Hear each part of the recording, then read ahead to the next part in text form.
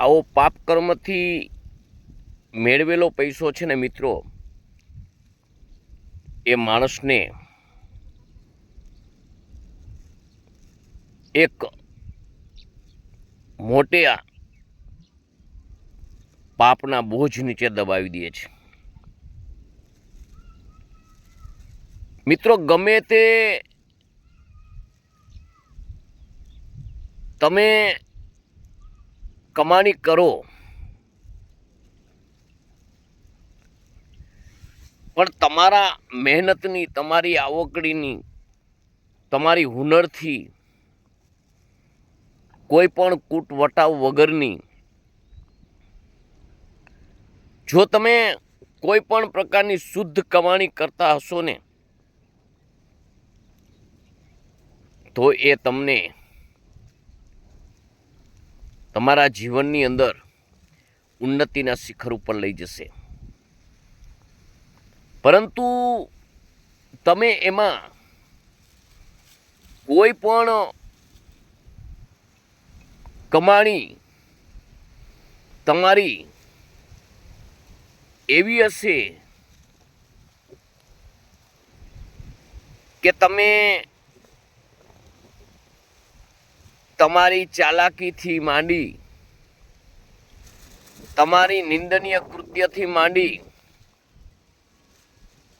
અને કોઈ પણ માણસના આંસુ સારી અને મજબૂરીનો ફાયદો ઉઠાવી અથવા દમનગીરી કરી અને મેળવી અને જો સામ્રાજ્ય તમે ઊભું કર્યું હશે ને, તો એ પાપનો બોજ છે. એ બોજમાંથી કદાપી તમે છૂટી શકશો નહીં. તમે પાપનો બોજ કરી અને જે તમે મેળવેલું સામ્રાજ્ય છે ને, એ બોજ પછી તમે એમાંથી છુટકારો મેળવવા માટે ગમે તેવા શુભ કાર્ય કરશો ને, તો પણ એમાંથી તમે બચી શકશો નહીં. કારણ કે કર્મનો સિદ્ધાંત છે, કોઈ કર્મ એળે જતું નથી, કોઈ કર્મ ફોગટ થતું નથી. જે કર્મ કર્યું છે, કદાચ ને તમે સંત બની જશો ને, તો જે સંતના જીવન તમે જીવતા છો ને, એમાં પણ એ બોજ તમારે ઉઠાવવું પડશે. એ બોજથી તમે બચી શકશો નહીં. અને ત્યારે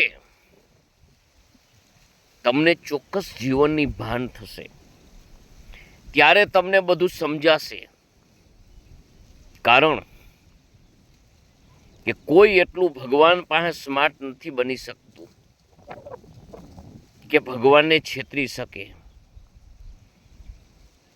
કે ભગવાનથી છુપાવી શકે. ભગવાનને મનોમન તમારે તો સ્વીકારવું જ પડશે ને કહેવું જ પડશે કે હા ભગવાન, મેં આ કૃત્ય કર્યું છે, આ કૃત્ય કર્યું છે એટલે જ મને આજ આડું આવે છે, આ બોજ છે. એટલે મિત્રો, જે કર્મ તમે જે હાથે કર્યું છે, એનો બોજ તો તમારે જ ભોગવવો પડશે.